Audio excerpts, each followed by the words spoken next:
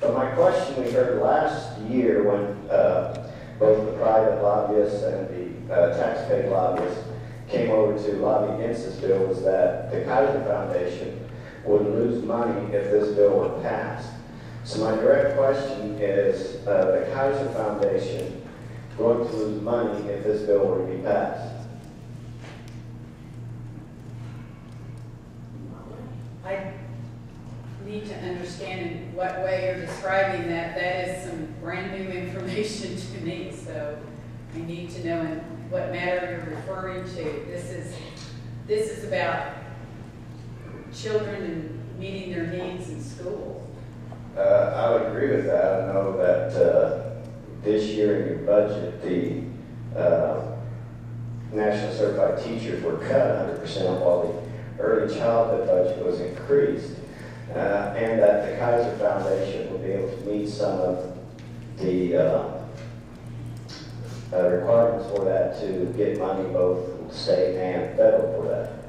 Is that correct or incorrect? The statute stated a specific amount that went into the early childhood program, and that specific amount had not been met in previous years. It actually stated a specific amount.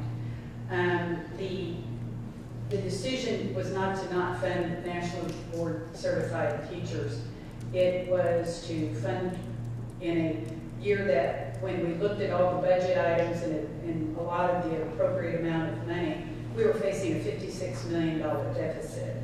And when you get into a dire situation as that, you have to make decisions about funding programs that will directly affect children in the schools. So I had to make a decision about funding reading programs, funding early childhood, funding alternative ed versus that issue. So that is the motivation that I had behind that, and then also meeting maintenance of effort issues and specific requirements of me under statute. Thank you. All right. Representative Johnson, did you want to answer that question? I'll answer that question. Well, ma'am, I was quoted earlier saying something. I'd like to clarify that. You certainly do. Thank you, ma'am. Janet McKenzie got up and said that one of my statements said that in one more, if we let the kids stay home one more year, they will be ready. I did not say that. What I said was the kids will be more ready. That's a totally different thing than saying they will be ready, because every child that's left home for an extra year is not necessarily ready, but they are more mature. And I said I can guarantee you that they're more mature and they're more ready. I didn't say they were all ready. Your statement implies that my statement said that they would all be ready, and that is not what I said. If I may? Yes, you may. Thank you. I find it interesting. I'm sorry, the research lady. I'm sorry I didn't get your name.